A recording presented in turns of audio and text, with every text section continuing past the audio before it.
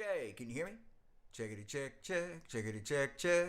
This is my big fat mic check. Okay, this is my channel, Mark Teaches Music, and this is to play and sing.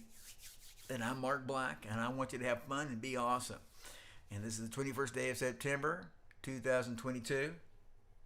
Yeah, cool sax, says Tom.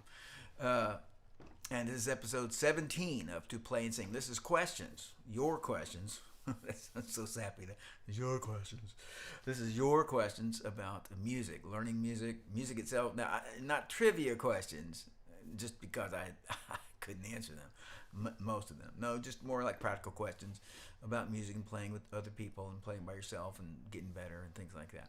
So anyway, any of your questions, all of your questions, just chunk them in here. And we're only doing this 30 minutes. We were doing it 45, but now we're trying to do it 30. But last week, somebody named me went crazy and went an extra 10 or 15 minutes. So I'll try not to do that today.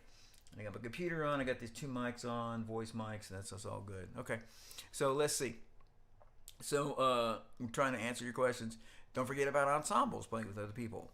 And let's see what else here. It's just that to say, so if you need information about lessons, go to www.dallasmusiclessons.com. And if you have any questions about anything after this, just email me at mark@dallasmusiclessons.com. mark@dallasmusiclessons.com. Okay, now let's see what else is on here. So I want you to jump in, dump your questions in here. I want you to, of course, if you like this, I want you to push the like button. I want you to, what is it, notification button, push the subscribe button, push the, donate to the cause button, and there you go. All right, well, that was my intro, and let me have a drink of coffee. And here we go. First question is it bad to force kids to learn to play an instrument? And again, these are questions from my student. So let me tell you two stories. Story number one is my kids. And so for when they were from, they're different ages, of course. So when they were from 9 to 12, it's not like some started 9, some started 11, some started, 13, 14. And I don't think I made Jason the youngest. I think it was too young. But something like that. It could have been a couple years earlier. Could have been something like that. Anyway, I made them for probably 2 years practice, and this is in huge quotes. 2.5 hours a day, and I think they had to practice. This is like 10, 15 years ago, and so they had to practice an instrument of their choosing, and I think they had to do piano and voice. It's been so long I can't remember. Something like that. They could choose one, and then it's like, hey, be good musicians, learn how to play the piano, and then sing, something like that. And so the point is, and our results were all pretty consistent with their personalities. I had a child who shall remain nameless until their rehearsal dinner, who would lay in their bed with their their vocal exercises supposed to be doing to make them sing good, and they would lay in the bed going, this is before iPhones and stuff, so they didn't have a phone or anything. And really mostly monotone. I had children with not as much natural skill, like I will do this, I will do this correctly, and basically at the end of, I don't know, I'm going to say a year and a half, it's kind of like, this is not working. And today, now I don't think it's because of the forced practice. I think it's because of their personalities. None of them play. Well, I'm sorry, the youngest one played, but I don't think he plays. But I don't think he was a part of that. You must practice. Probably too young. But then the other ones, none of them play. They're all musical, and they are all really kind of somewhat advanced musical. And I'm just talking about their taste, what they're interested in. So they're not just interested in like I don't. I'm just stereotyping. Kind of dumb, easy, nothing music. They like more complicated, more thoughtful music. So that's one example of children being forced. And here's another example of children being forced, and that is a student of mine. I'm going to do my best to leave utterly, not of course no names, but also just no trail. You can't figure out who this is. But the point is, kind of a free-spirited, happy person, but forced. Forced to practice the same kind of thing for say 2 hours on an instrument. Let's go say the piano, and traditional instrument, all classical music. Person who wanted to learn how to play pop and rock and things, pleasant things, and for many years, and say started from like 10 or 11, and through at least 16, and finally 16, like, no, I'm free, not gonna do this anymore. However, and that is that person's story is a more typical story, which is they're very musical. They play that instrument now. They look back on those times when they were forced to, like, oh, that was so terrible, I was forced. But then they also look upon it like, and if I hadn't been forced, I wouldn't have done anything. I wouldn't have done squat. If it had been up to me with how, I know as I play so much better, I learned all these things that I couldn't do, can't do, because I was forced to do it and I got in there and learned. I don't think my kids would say that. I think that person would say that about themselves. So what I'm mostly saying is that forcing kids to learn an instrument is a quandary. It's a difficult thing. I don't think my parents had not the sense. It just never entered their head to force me, to play. And I don't think like I'm so free now. I don't think that. It's just I wish somebody had forced me to. Totally wish somebody forced me to practice instead of just kind of left it up to how good or my own interests and things like that. So again, another phrase I hate to say, tips for parents. Tips for parents. Your kids are kids. How many kids students have had? Let's say 1,000.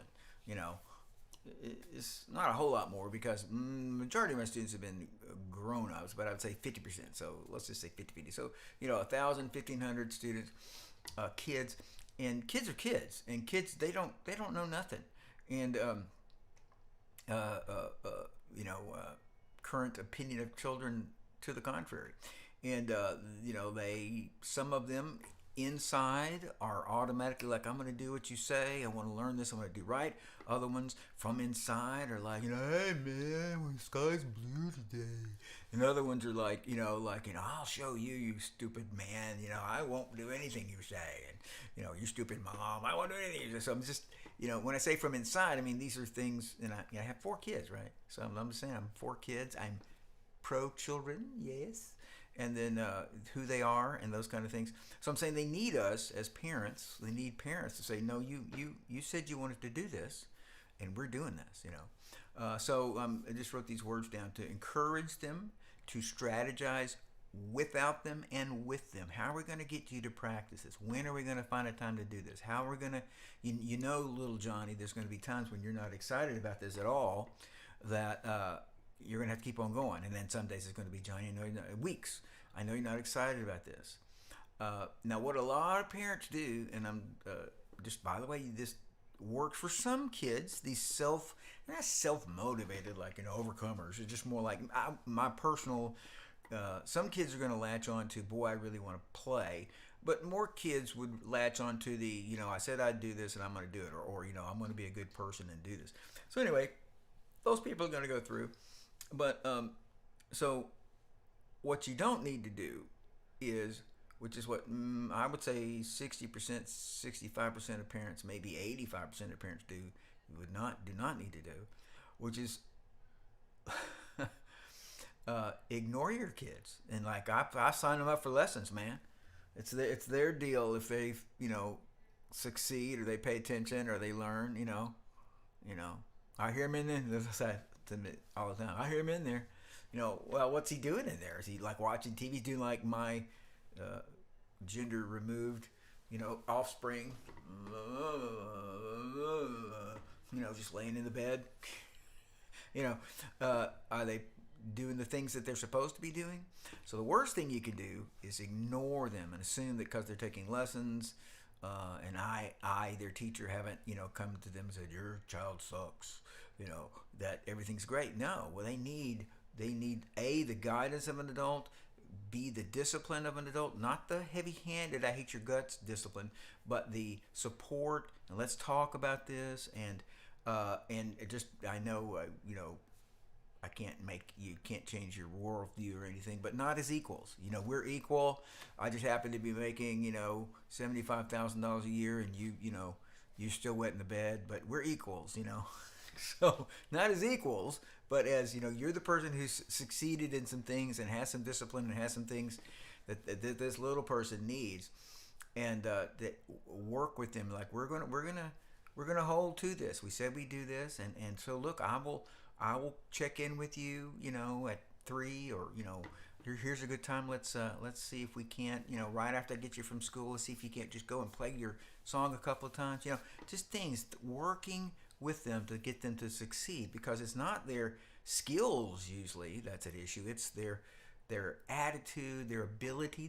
Most of them are just learning what discipline is. They don't even know what it means to, keep your nose to the grindstone or to sacrifice some things. And a lot of them do not know that just because today I don't feel like doing it, that doesn't mean I shouldn't do it. So you're the person to say no.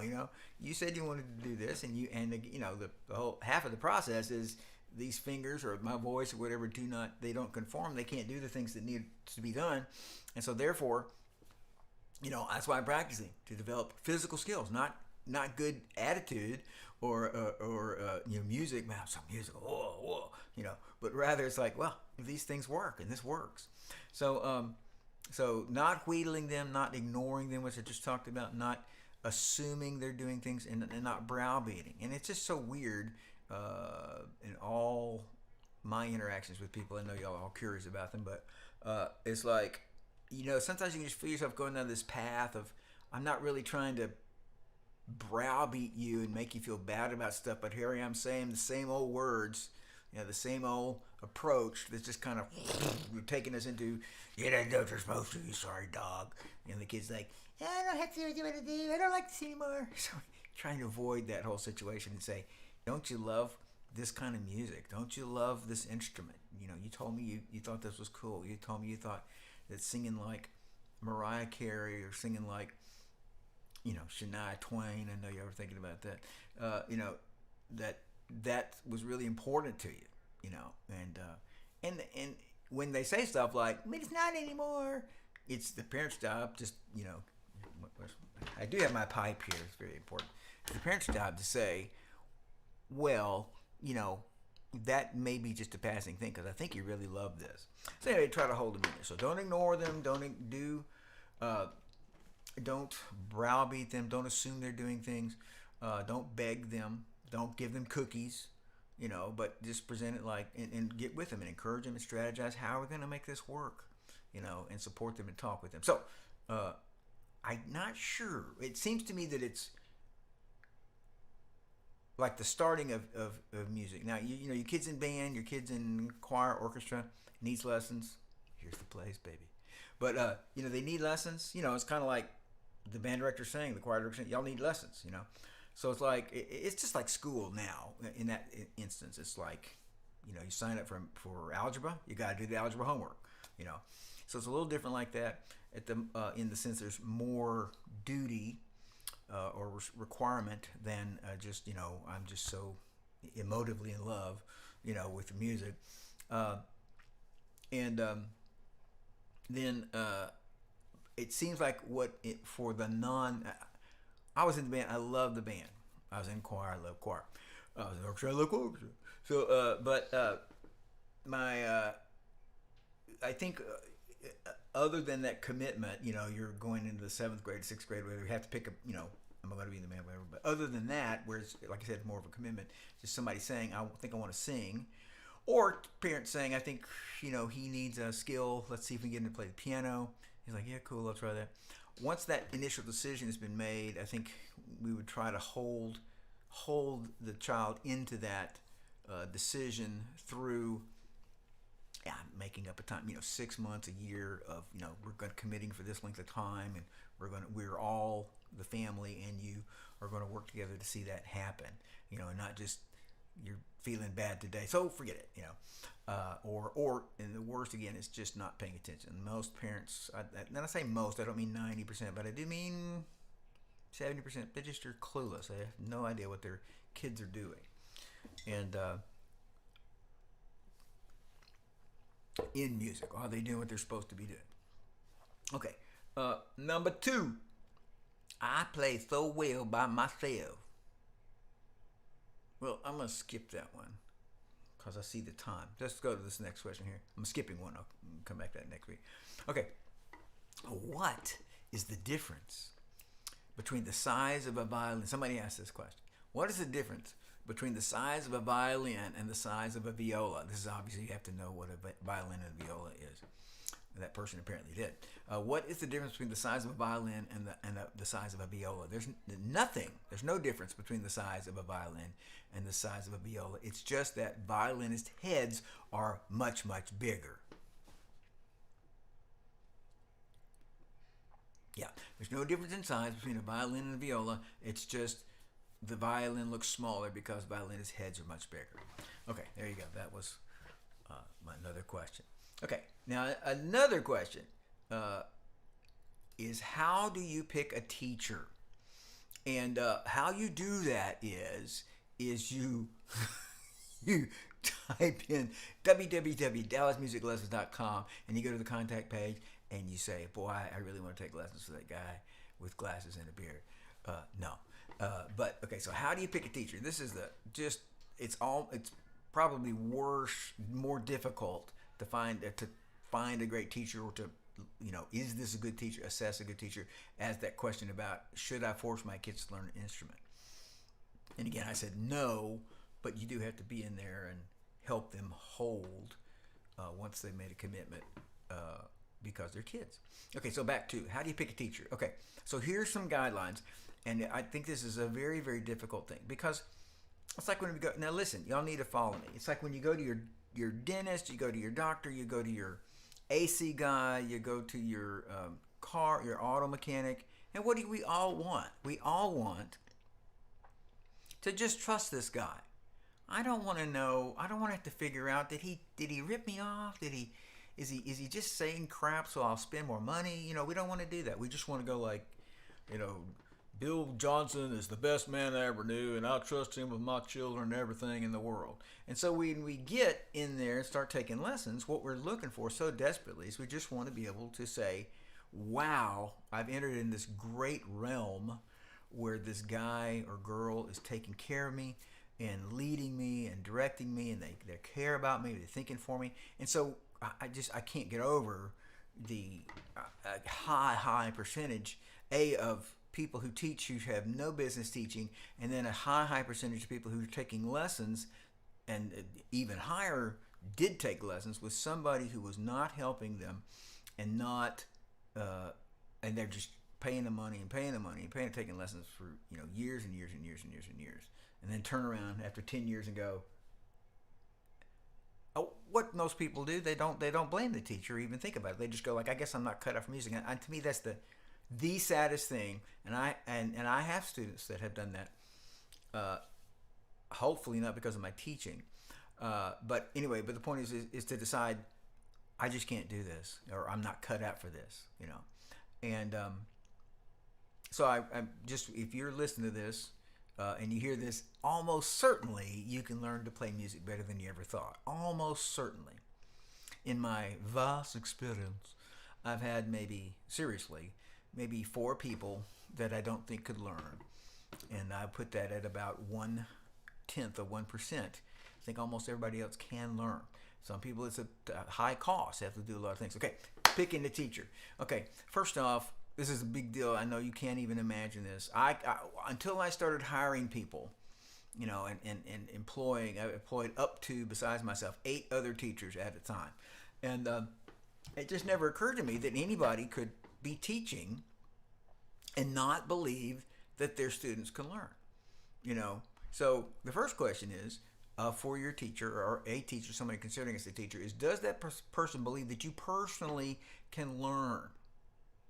That you personally could be, you're here and you could be there. Do they believe that? And many teachers or people who are giving lessons aren't really teachers, I don't think, but many people who are giving lessons, they are actually, especially the more educated they are. And I have had teachers with degrees from UNT and other places, and it's kind of like the more educated they are, the more that person can have a philosophy of most people suck and will suck forever, and there's only a very few elite people who can actually make it. And I'm just teaching these lessons. I'm teaching these 50 people, just to, make an income. And maybe one or two out of those 50, those are my favorites because maybe they'll be as good as me, and they really don't believe that I can do it, that the individual student can do it. So I'm saying a question to yourself for your teacher is, does that teacher believe that I can learn? And that I can accomplish my goals. Does he actually believe that, or is he just taking my money? And money's fine. There's nothing wrong with money. There's nothing wrong with receiving money. And that teacher doesn't have to love you, But what he's saying, I'm a teacher. He's saying I could take you from point A to point B. You're not saying, I've got an extra, $1,500 a year I'd like to just give to somebody. I guess I'll give it to you, Mr. Guitar Teacher. So the point is you want somebody who thinks he could take me from here to there. So you need to look at your guy and or girl and think, do they think I can go there? I can get better. Second thing is, now I can explain that. Again, you ask me questions, I'll get at that. Many teachers do not believe that a non-gifted person can learn. It's just a few. Number two, do you enjoy your lessons? Do you enjoy them? Is it a pain? Of course you're going to have bad lessons, Teachers are going to come in and they've had a burrito and they're, just not feeling very good, or, they just had a fight with their husband or something, and you're just, or you had a fight with your husband, or y'all both had fights with each other's husband, It's going to be bad lessons. There's going to be lessons when you came in, you didn't do your stuff. It's going to be lessons where you came in and couldn't learn this concept, or the teacher can't get his point across, whatever. But in general, do you enjoy going there? Are you excited, or at least interested, or at least neutral about going? You need to enjoy your lessons. There was a movie, I forgot to look it up. It was about this, a lot of people know it's about this kid at music school, and he's a drummer, and the guy who does Farmers, We Are Farmers, the guy with the bald head, whatever his name is, he's the teacher, and he's just, verbally abusing this kid throughout the whole movie. And of course the kid finally he either rejects his evil attack, or suddenly I think what we're supposed to think is no, actually all that really aggression that was just horrible, where the kid finally gives up on it, but he's internalized some of the awesomeness. So it's like, okay, suffer through evil, horrible attacks and personal attacks. And so let me just tell you, no. As Dr. Watson says in Sherlock Holmes, is the game worth a candle? I don't think it's worth it to endure crap from somebody. Just find another teacher. But anyway, enjoy your lessons. Number three, let's see here. So look, at least every 6 months, but probably more like every 3 months, every 2 months, you should be seeing progress. You should say, wow, I was here, now I'm there. And I don't mean like, I couldn't hold a flute, and now I'm playing Bach, and now I've been accepted at Eastman, and now I'm playing for the. I don't mean that. I just mean, I couldn't play these 4 scales. Now I can play them. I couldn't sight read this well. I couldn't ad-lib, whatever. It's like and you yourself have the not just in here perception, but you can look and say, well, look at these things. The perception that I have grown. Very, very important. So are you seeing tangibly? Other people can say, hey, look at you. I heard your last recital. Wasn't that great? This is really good this time. So you see yourself progressing. If you don't see yourself progressing, you need to find another teacher. Do they look for progress? This is back to the first question. Do they look for progress to you? Yes. So the point is your teacher looking for you to progress rather than just checking boxes? You came in, you practiced some, it's like, okay, get out of here. Do these scales. Okay, great, get out here. Play this pattern. Okay, get out here. But are they looking for you? Would they say to you, it's been about a month or 2 months, and I really can't tell much difference on your, let's say your scale patterns. Are you practicing those? Because it doesn't really seem like it. I know they asked you and you said you did, but they just really sound the same. So show me how you're practicing those. In other words, that teacher is aware of your goals. He's aware also of what he's told you to do and expecting you to move. And he himself, you would notice, but he himself would notice, you really haven't done anything. So he's aware, he's paying attention to you progressing. And then are they open for you to talk to them and say, when I said I wanted to learn country music, I meant like country, and not music started with C, like classical. I didn't mean that, or it's like, I wanted to play lead, or are they open? The teacher, is he open to you talking about your own progress, talking about things that aren't like you want them to be? I wish we'd spend more time on this. I wish we could play more together. None of these things are specifically have to be. I'm just saying the things that you do not like, that you want to get into, that you aren't seeing that you wanted to see, are they open to that? Will they adjust and try to make those things work? Now, if you said to me, I've told people before, just mentioning, I want you to get the perspective on this, I'm saying. So I ask people, when they start, what do you want to do? What do you want to accomplish? What kind of music do you like? Who's your favorite artist? If you could be somebody, a certain musician, who would it be? Tell me that. So I'm just trying to get a picture of where they want to go and what they want to do.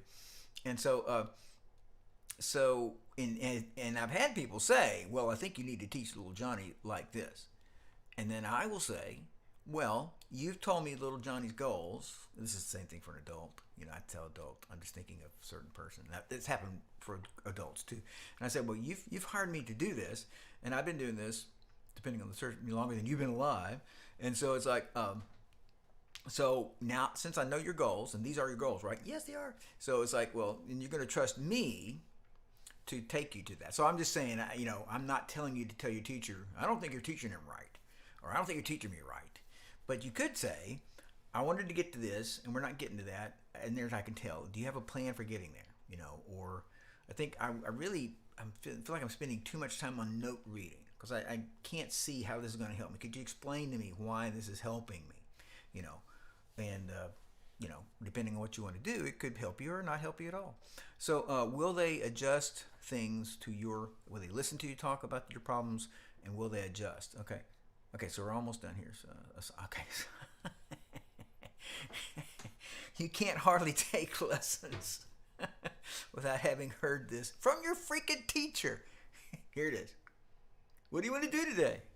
What do you want to do today? So if your teacher says that more than once every 6 weeks, and really more like once every 3 months, if he says that, what do you want to do today? Every lesson, that means he ain't got a plan for you. He don't have a clue. He just sitting there. He hadn't thought about you, for 167 and a half hours. And you show up and he's like, oh, your name is Dilbert. And you go, hey, Dilbert, how's it going, man? What do you want to do today? As opposed to someone who listens to your goals, remembers what you're playing, remembers, where you are, what he gave you last week. He's looking, again, here's you working. Let me get my right perspective. Here's you working. You're working. But you see, we're working and hoping that you're going higher and higher and higher and higher and higher. So does that teacher give you an assignment, give you assignments? Do they know where you were last week? Do they know what you want to do? And if the only thing that happens, now look, so many people teach like this, and so in a certain kind of person, I'm talking about as a student, a very small part of all the people that take lessons, I don't want to say self-motivating or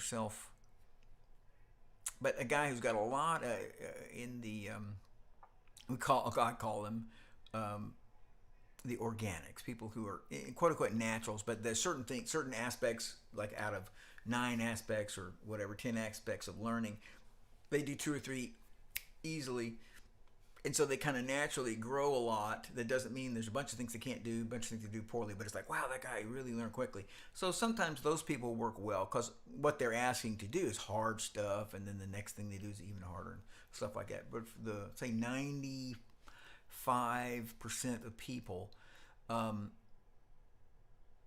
you are a person is kind of staying still. You know, what about this song by the Beatles? Okay, what about this song by the Beatles? What about this song by, you know, Maroon 5? You know, and it's kind of like, yes, on each song you get better, but on the vast plane of all of music, you're not necessarily getting better because that person's not looking, the teacher is not looking out to say, you know, we've really done a lot of songs like this. That person is basically saying, I make no preparations and never prepared either for a lesson or teaching in my life. My mode of teaching is just answer your questions. Like you go to, yeah. So anyway, so that is not a good plan. So anyway, how do you pick a teacher? www.dallasmusiclessons.com. Number 2, no kidding. So do they believe that you personally can succeed? It is a really big question. If you can succeed, not do people succeed. Can you succeed at what you said you would do? If they don't think that, you don't take lessons with them. Do you enjoy your lessons? Most of the time, they're pretty okay to go to. Okay. Number 3 was progress that you can see, not the happy. That was the one before, but you know, hey, I couldn't do this. Now I can do this. You know, and I wanted to do that. Hey, that's pretty cool. Are they looking out for you to progress? You know, are they paying attention to that? Would they say to you, I don't think you're growing in this area. Wonder why that is. You know, and you didn't even notice it. Will they let you talk with them about, you were talking to them about your progress, your interests? I'm talking about afterwards, not one time, you know, but, you know, do you feel like you could say, you know, I think we've done 17 songs by James Taylor. I don't recall being that interested in him. Could we try something else? You know, and they'd be like, oh, okay. I thought you loved James Taylor, you know. So are they open to your questions and issues? And then are they giving you tasks? Yes, tasks, because these are lessons and we're trying to grow. Are they giving you tasks that they're, you know, when I say expecting you to do, like they are, but not heavy duty, like, you know, slapping you or anything, but just more like, hey, you know, you're supposed to work on that scale, and because it's going to help you in these ways, you'll be able to play these kind of great songs. You can play all these Santana songs if you learn this pattern and things like that. And they don't ask every lesson or really frequently, what do you want to do today? Because then that's just a big sign. I don't prepare for this lesson. I don't know how to teach. Okay, there's my answer. So I answered 3 questions. Is it bad to force kids to learn an instrument? And then I said, what's the difference between the size of a violin and a viola? You have my answer for that. And then the question, how do you pick a teacher? So, all right. So you guys are great, and I appreciate you. And this actually, because of the teacher question, this is the 4th time I've said, if you're interested in lessons, go to www.dallasmusiclessons.com and read there and go to the contact form and contact us. And if you got any kind of questions at all, you can put them in the comments down here, or you can, what's the other thing you can do? You can send me an email, mark@dallasmusiclessons.com.